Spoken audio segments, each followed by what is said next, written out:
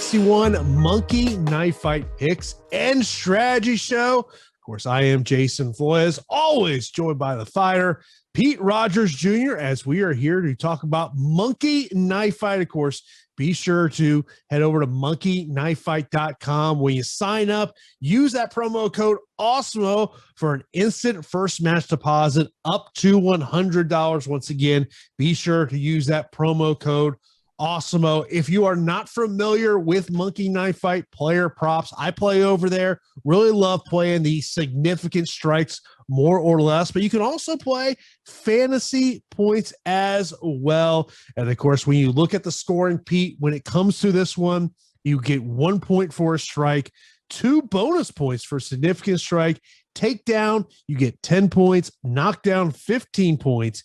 A submission attempt is 20 points, and a win is 25 points. You know, there's a couple of things about the scoring system that definitely sticks out to you. And you brought this up to me in the past. Submission attempt at plus 20 points.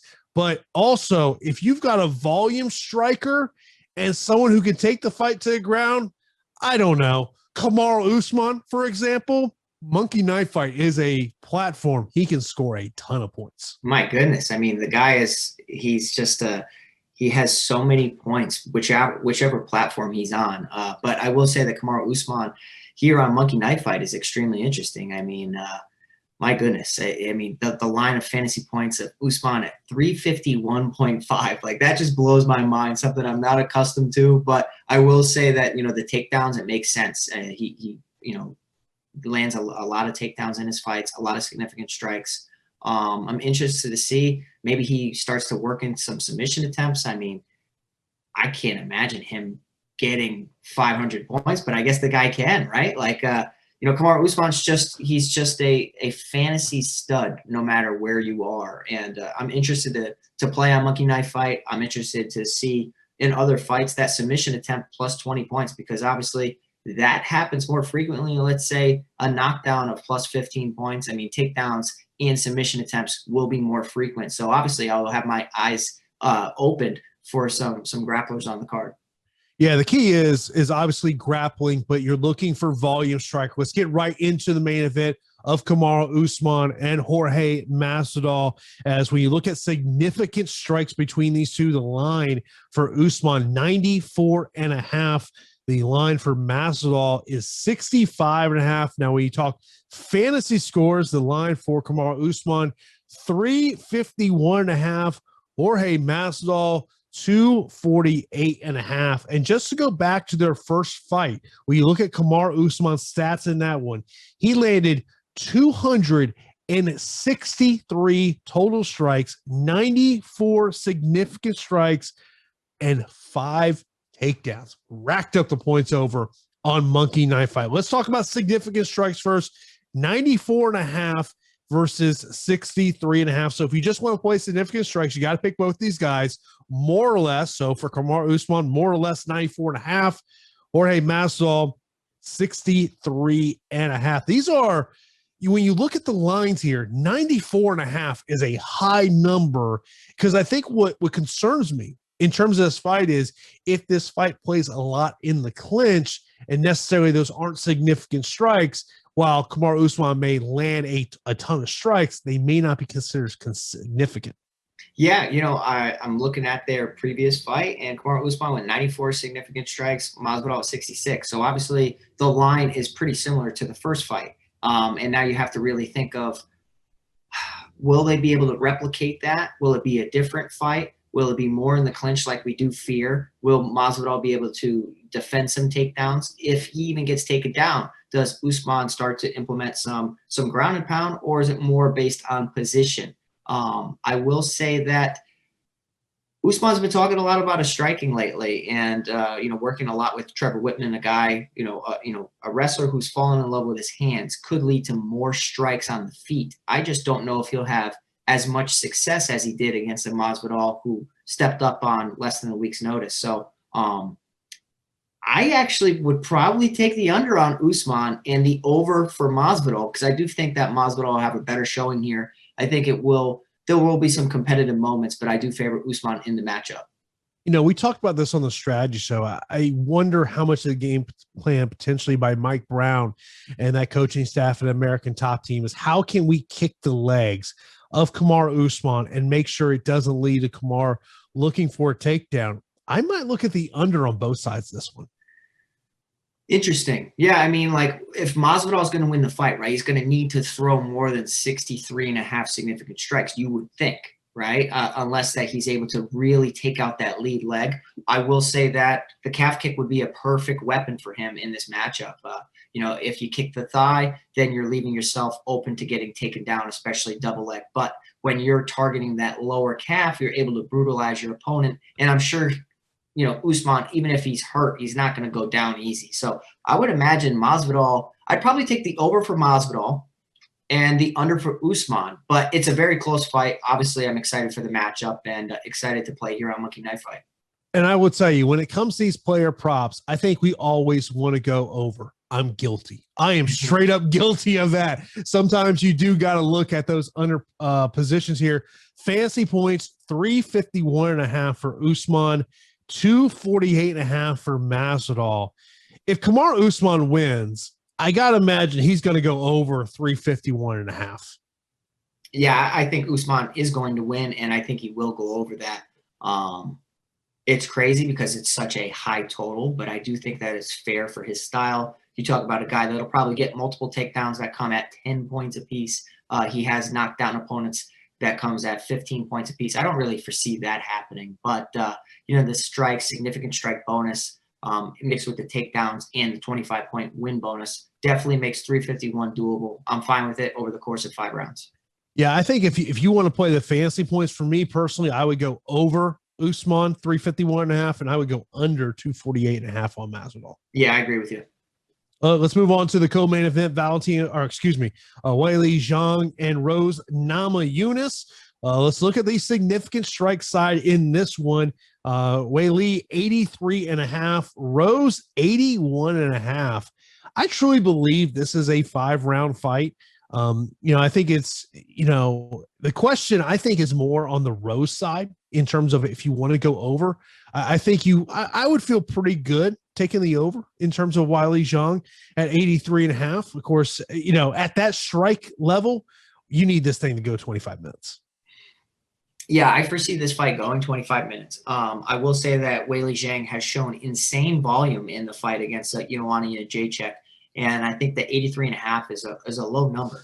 But I think it does show some respect for Rose Namajunas that she's going to have to be careful. Going up against a sniper like Rose, who can definitely make her pay from the outside. Maybe she will struggle to get inside. But I do think that, Weili Zhang at 83.5 significant strikes is doable. She's going to have to defend some takedowns, I believe. I believe Rose Namajunas will resort to takedowns mixed with some sharp boxing. So I'm actually taking the underdog Namajunas. But as far as the significant strike lines, I have to say Weili Zhang would be over 83.5, and for Namajunas, I might say under, Jason, because I think she's going to need to clinch with her at all costs. This could be one of those, if you go over on both sides, this could be one you're sweating out. Yeah. There have been some times on Monkey Knife Fight, I'm sweating it out. I remember having a fight where I got a knockout, and I want to say it was Adrian Yanez, and the final blow of the knockout is what took it over. Oh boy. Yeah. And you also have to take into consideration what the scoring system is considering significant, right? Like, more often than not in women's bouts, a lot of strikes are insignificant or deemed insignificant. But, that's where a spot where Zhang and Namajunas, maybe you'll have more luck as far as, targeting that from the fantasy points perspective rather than, hoping that you get the significant strike calls. Yeah, most definitely there. Now let's look at the fantasy points on this fight. Weili 350.5, so one less point than what we have on Kamaru Usman. Wow. And for Rose Namajunas, 272.5. And this is where, look, with Weili, it's about striking. So we're talking 1 point per strike and then a +2 bonus points on significant strikes. Yeah, just her fighting style, right? Especially paired up against a talented fighter in Rose Namajunas, who's not going to be a punching bag whatsoever, has good defensive movement, good defensive striking as well. I don't really see Weili Zhang crushing at 350.5. I don't. I think that she could win the fight. I think that she's one of the most talented champions we've ever seen, for sure. But I feel like Rose Namajunas is going to win rounds. I can't see her getting blanked across 5. And if Rose Namajunas wins rounds, that means that Zhang will not be able to dominate or produce at such a high level. Whereas a guy like Kamaru Usman can, because of the takedowns, because of the grappling, because of the ability of Masvidal to get back to his feet. Also, if Zhang's put it on her back, I'm interested to see how that goes. So I would say the under for Weili Zhang at 350.5. Yeah, I'm under on Zhang at 350.5. I think that number's just a little too high. Yeah. The Rose one is interesting. That's an interesting line. It comes down to what type of fight you think happens. And I've been saying takedown, takedown, takedown. If she goes the takedown route over the course of 5 rounds, I think she will, outproduce that 272.5. I really do. And I think it's a sneaky spot, right? Like, she's going overlooked in this matchup. She's easily my favorite underdog in the title fights, but I like her at 272.5 to bust the over. I mean, let's just say she goes a takedown route. Yep. Let's say she gets 3 takedowns in a 5-round fight. So there we got 30 points. Let's say she gets 1 submission attempt. There's 20. So we're at 50 right there. Yep. Let's add in she wins 25. We're now at 75. So, I mean, this is part of that thought process as you're deciding what you want to do over at Monkey Knife Fight.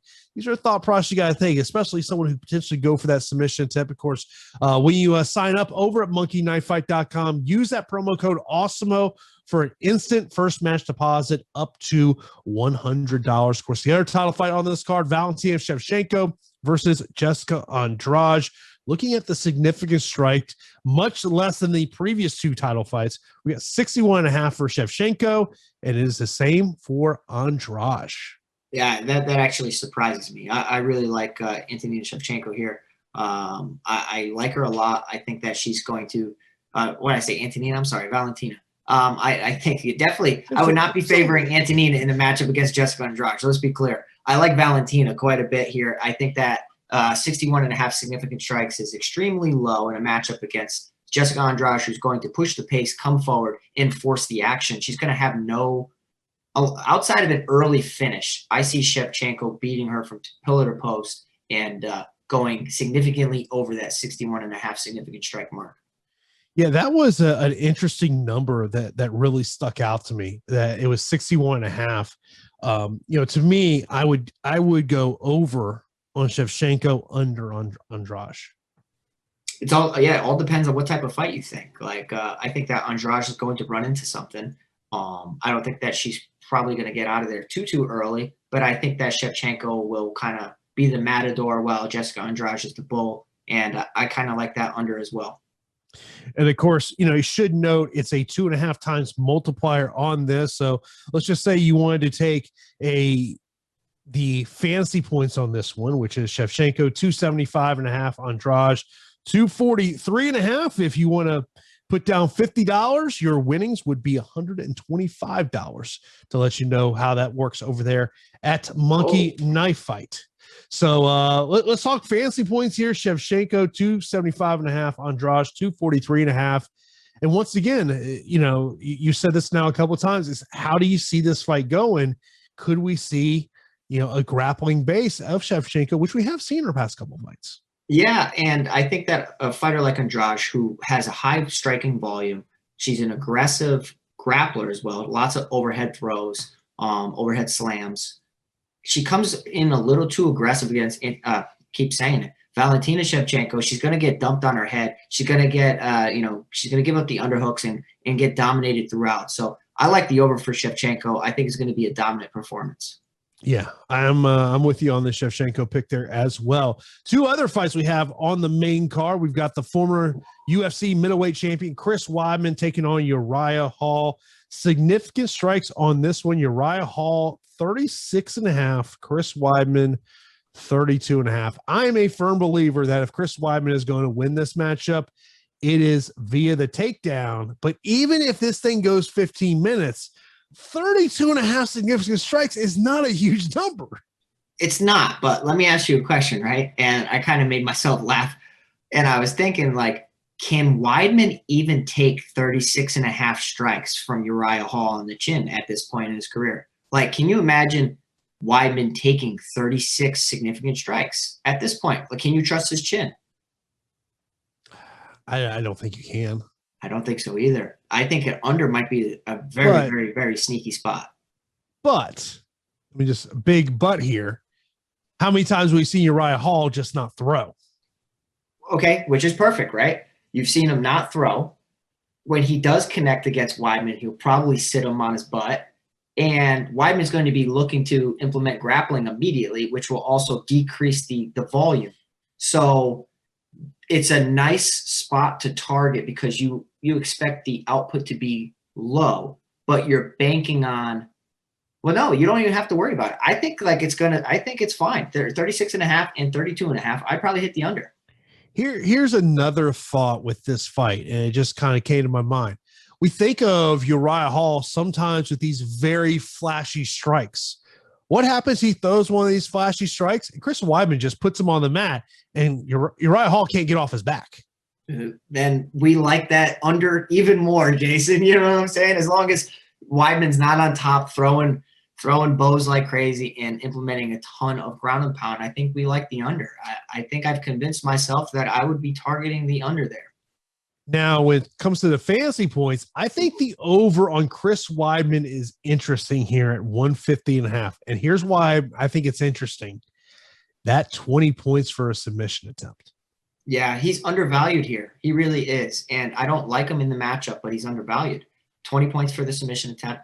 You talk about the takedowns. You talk about if he's searching for submissions and landing takedowns, he's probably going to win the fight against a guy like Uriah Hall. So now you can already book in that win bonus as well. So if you like Weidman in the matchup, I don't see why you wouldn't hit the over. The under on Hall kind of screams to me. Okay, 15 for a knockdown, 25 for a win, throws one strike, one hitter quitter, he's out of there, and you're good with the under of 176 and a half points. Yeah, that's why if you think about Uriah Hall, I just, when I think Uriah, I don't think volume. I think flashy knockouts. Yeah. I mentioned on the strategy show, maybe it's a third round finish, Uriah Hall. That under on Hall does kind of sneak out to me, but that's one that you just kind of think about. Now, the other fight on the pay-per-view is Anthony Smith and Jimmy Crute. Significant strikes for Anthony Smith, 22 and a half. Jimmy Crute, 27 and a half. So low. A low number.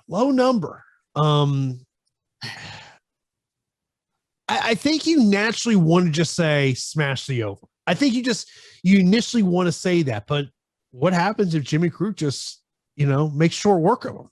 Okay, you ready? I'm going to throw out some numbers of Anthony Smith throughout his career, and granted, some of them might have been some early finishes and whatnot. Okay, fight against Alexander Rakic, 9 significant strikes, lost a decision. A first-round KO over Shogun through 23. 6 significant strikes against Rashad Evans. Okay. Quick knockout. First round KO.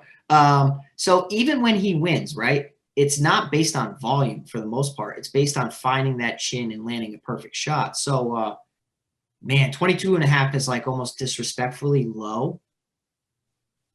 But it's interesting. I definitely think I like the over for Crute based on even ground and pound and standing up.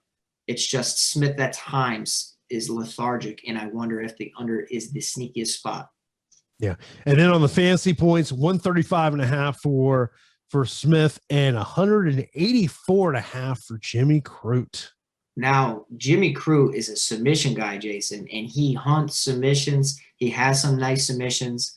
He has good ground and pound, good takedowns, and good striking. I'm favoring Jimmy Crute in the matchup, so I would hit the over on that. Yeah, I would think a lot of people are going to look at over Jimmy Crute, under on Anthony Smith in terms of that one. That's an interesting line, but one of the things I will tell you about Monkey Knife Fight, go in there, look at all the fights, and pick and choose your spots. That's what I try to do when I go over to Monkey Knife Fight. I truly do love playing there more or less in terms of significant strikes. I try to find the ones that I think you can find value. So be sure to check out monkeyknifefight.com. Use that promo code Awesemo for an instant first match deposit of up to $100. Of course, this has been the UFC 261 Monkey Knife Fight picks and strategy. Appreciate everyone checking us out here. And of course, keep it locked here to also for all of our coverage for UFC 261.